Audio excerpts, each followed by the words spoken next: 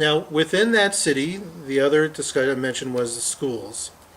So when you're thinking about schools, even if you don't have children today, and if you're going to have children in the future, or if you're already had your kids and your kids are moved out, or if you have kids, I think thinking about the schools is important, because that is something that you can't really change once you move in to where your house is.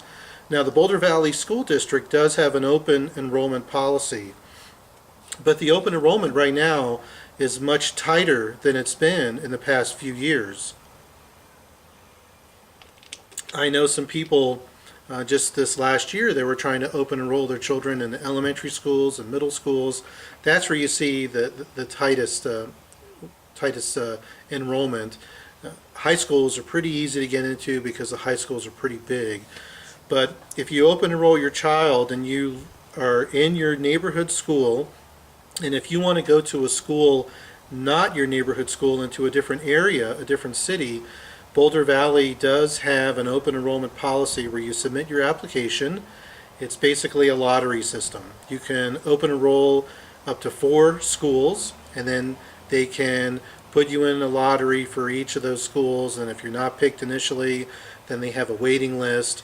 But I know I go to school district meetings every month, so I'm really in tune with the Boulder Valley School District.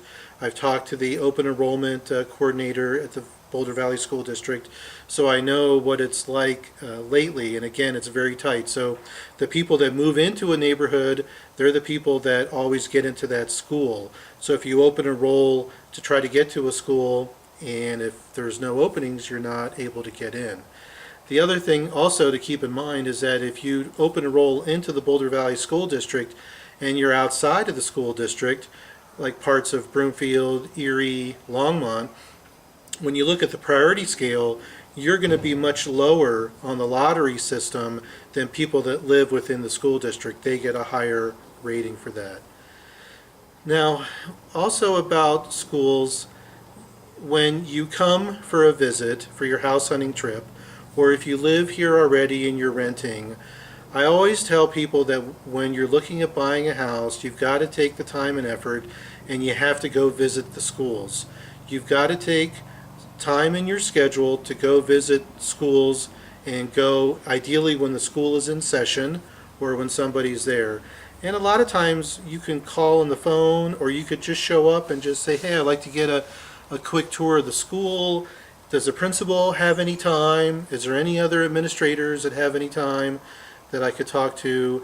If your children like to be in certain type of programs, or they want to look at the art department or look at the music department, if you want to talk to people in those departments, it's really, really valuable for you to take the time and effort to build that into your schedule to go look at the schools.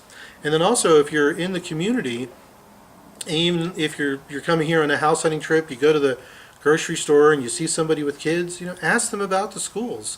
I mean, parents, I know as a parent, I'm always willing to share information about the schools in this area, because that's something that's so important when people are looking at buying a house, and people are always free to share that.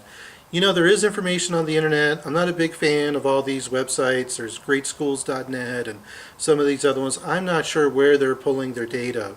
If you want to look for the test scores, you go to the Colorado State. They have the CSAP state test scores, and then you can look at it within the school district itself. They've got the test scores, and if you have any questions about that, you can call the school district itself, and you just call their local number and you can ask for somebody, and they're more than willing to help.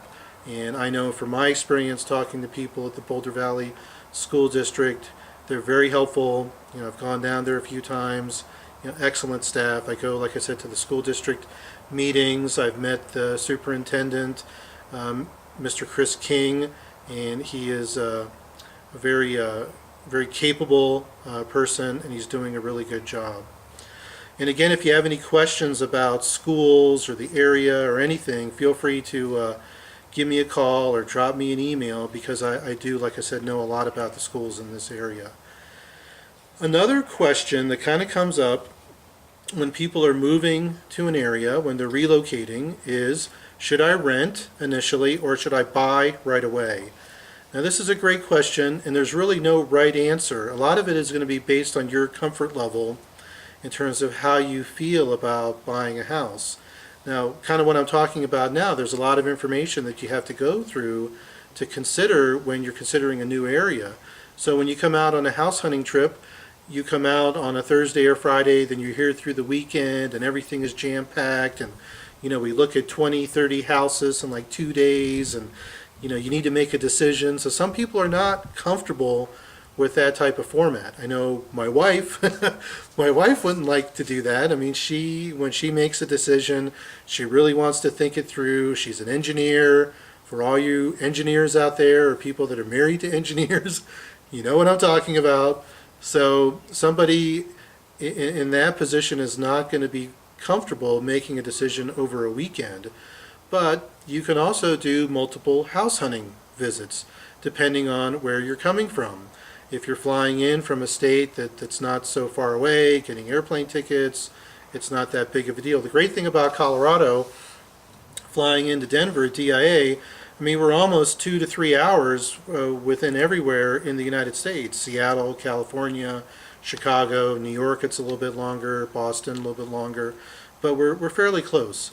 But you can do it over multiple house hunting visits. I mean, I helped one set of buyers. I remember a few years ago we did it in one weekend, and we looked at like close to 30 houses. I helped somebody a couple years ago. They were coming from Florida.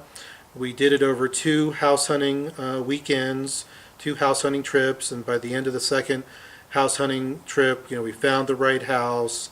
They were really happy with it. They had time to take a look at the schools, so it worked out really well. And then I've helped other people. There's some buyers that I helped just this year. They came last year, they rented a house in the fall, and they moved in, and then one of the advantages is when you rent a house and you live in an area first, it gives you more time. It gives you more time to look at the cities, to look at the neighborhoods, and with these buyers, we looked at a lot of different areas. I mean, we looked at Longmont, we looked at Erie, I think we looked at parts of Broomfield, we looked at Superior, we looked at Louisville, we looked at Boulder. So it gave them an opportunity it was basically ended up being about a 7-8 month cycle for them to be able to buy the house that they wanted. And once we were done with the whole house hunting search process, they ended up with the house that they really liked in an area where they wanted to be. But I think having that extra time was of value to them. So like I said, it depends on your situation. Sometimes people have a job transfer. They don't have the opportunity to maybe buy right away. Maybe they don't get the house hunting visit. They don't get temporary housing. So what I say in that instance, rent for 4 months, rent for 6 months. These buyers I closed on recently, they were moving from California. They came out for a house hunting visit, and that first house hunting visit, we looked at a number of homes. At the end of the visit, we wrote a contract on a house. It didn't go through, but then they went back home, and then they came back, and then they ended up renting, but they rented for 4 months, so they got a shorter lease. And then we went out again looking at houses, and then everything worked out. So if you have any questions about that, don't hesitate to ask me. Like I said, I can kind of give you the pluses and minuses of each side, but a lot of it's going to be based on kind of your psychology.